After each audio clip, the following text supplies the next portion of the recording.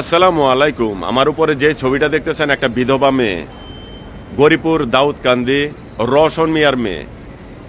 তো আপনাদেরকে জানতে হবে একটা ছেলের জীবন, শুধু একটা ছেলের জীবন না, এখানে অনেক জীবন জড়িয়ে আছে, যাদের জীবন পুঙ্গ বানিয়ে রেখেছে এই মেয়েটা বিধবা বলে তাকে স্বামীর স্বীকৃতির জন্য বিয়ে করছিলাম কোনো আশাই না, শুধু তার দুইটা সন্তানকে বাবা স্বীকৃতি দেওয়ার জন্য আমি দিয়েছি।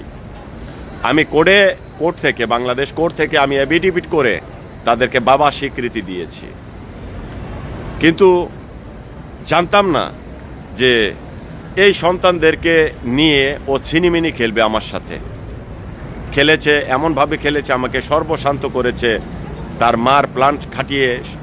আর সে শুধু এটাই করেনি, আমার মতো আরও ছেলের জীবন নষ্ট করেছে এই মেয়েটা। ওর একটাই ধান্দা, ভালোভাবে মেকআপ মেরে মানুষের চোখের সামনে যারা রাঘব বোয়াল আছে তাদেরকে ফাঁসায়, সন্তানের দোহাই দিয়ে, এই দুইটা ইতিম বাচ্চার দোহাই দিয়ে ফাঁসিয়ে এমনভাবে ফাঁসায় যেখান থেকে আপনি ছোটার কোনো ক্যাপাসিটি নেই।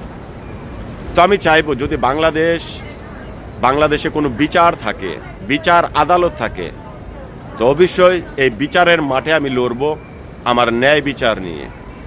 কারণ সে আমাকে এমন প্রলোভনে ফালাইছিল লাইফের ভিতরে যে আপনারা যদি দেখতেন তাহলে আপনারা পাগল হয়ে যাবেন। তো আমি বুঝতে পেরেছি এবং সর্বশান্ত হয়ে, কথা হলো, যেই মেয়ে স্বামীকে ভালোবাসে সেই মেয়ে স্বামী বিপদে পড়লে বলে পাশে দাঁড়ায়। আর এই বিধবা মেয়ের যে এত পাওয়ার, টাকার গরমে সে পাও মাটিতে লাগেনি, শুধু আমার কাছ থেকে আমাকে সর্বশান্ত করার জন্য আমার সাথে অভিনয় করেছিল। শুধু অভিনয় শেষ করেনি, কিন্তু আমার যখন সর্বশান্ত করে ফেলেছে তখন থেকে মোবাইল বন্ধ করে দিয়েছে।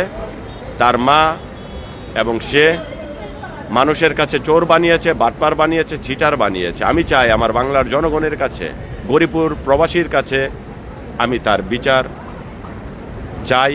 আপনারা যারা জানেন, অবশ্যই আমি কথাগুলি এমন টিকটকে বলা যায় না, সব কিছুর এভিডেন্স দরকার। এভিডেন্স আছে আমার কাছে। সে মানুষকে ধ্বংস করেছে না 3টা লাইফ, এবং তার লাইফটা ধ্বংস করার মতো এভিডেন্স আমার কাছে আছে। আমি বলে তাকে ব্ল্যাকমেল করছি, আরে মাগি তুই বিধবা, তোর রূপে মায়া দেখায় আমার যে লাইফটা শেষ করছি। আর যখন আমি বিপদে পড়ে গেলাম, আমার পাও ছাইরে আমার উষ্টা মাইরা ফালাই দিলি। তোর বিচার আল্লাহ তো করবই। বাংলাদেশে বিচার থাকলে তোর বিচার এ বাংলার মাটিতে কঠিন বিচার হবে, যে বিচারে মনে কর কোনো বিধবা নারী কাউকে ধোকা দিতে পারবে না।